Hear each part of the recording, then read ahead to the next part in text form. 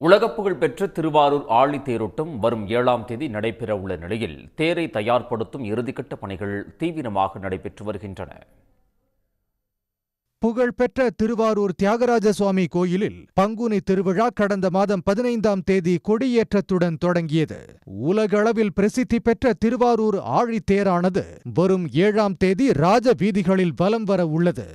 திருவாரூர் ஆழித்தேரின் மரப்பீடத்தின் வடிவமைப்பு, அதில் காணும் 400க்கும் மேற்பட்ட கலைநயமிக்க சிற்பங்கள், எண்கோண வடிவில் குறுக்குவெட்டு தோற்றத்தில் 20 பட்டைகள் என திருவாரூர் ஆழித்தேரின் கட்டுமானம் தனித்த அடையாளங்களை கொண்டது. 96 அடி உயரத்தில் 350 டன் எடை கொண்ட பிரம்மாண்ட ஆழித்தேரை தேரோட்டத்திற்கு தயார்படுத்தும் பணி மும்முரமாக நடைபெற்று வருகிறது. இந்த தேர் இப்போ ஏப்ரல் 7ஆம் தேதி நடக்குது. எல்லாரும் அவசியம் கலந்துங்க.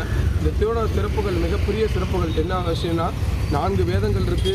மிகப்பெரிய தேர் 350 டன் எடை கொண்டது. பல்லாயிரக்கணக்கான மூங்கிலை கொண்டு 64 பனை செப்பகளை கொண்டு இந்த தேர் அலங்காரம் பண்ணிட்டு இருக்காங்க. இந்த தேர் எப்பொழுதும் இல்லாமல் இந்த வருஷம் மிக அழகாக கட்டுமான பணிகள் நடந்துகிட்டு இருக்கு. இந்த தேரோட சிறப்பு அம்சங்கள் என்னன்னா, உலகத்தில் உள்ள அனைத்து விதமான கடவுள்களும் இந்த தேரில் குடியிருக்கிறதா சொல்றாங்க.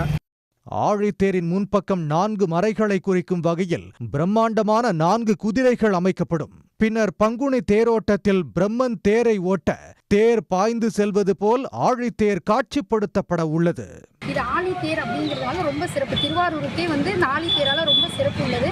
இந்த ஊர்ல உள்ள பக்தர்கள் எல்லாமே வெளியூர்லேருந்து வரது இன்னும் சந்தோஷமா இருக்கு. இப்போ ஓரளவுக்கு தேரோட பணிகள் முடிஞ்சிருச்சு. வர 7ஆம் தேதி தேரோட்டம் அப்படிங்கிறதுனால இன்னும் எங்களுக்கு ரொம்ப சந்தோஷமா இருக்கு. இந்த தேரை பார்க்கறது எல்லா மக்களும் ரொம்ப ஆர்வமா இருக்காங்க.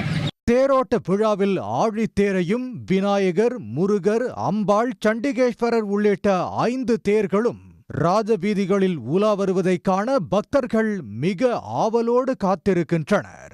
சன் செய்திகளுக்காக திருவாரூர் செய்தியாளர் வெங்கடேஷ்குமார். உடனுக்குடன் செய்திகளை தெரிந்து கொள்ள சன் நியூஸ் பெல் ஐகானை கிளிக் பண்ணுங்க.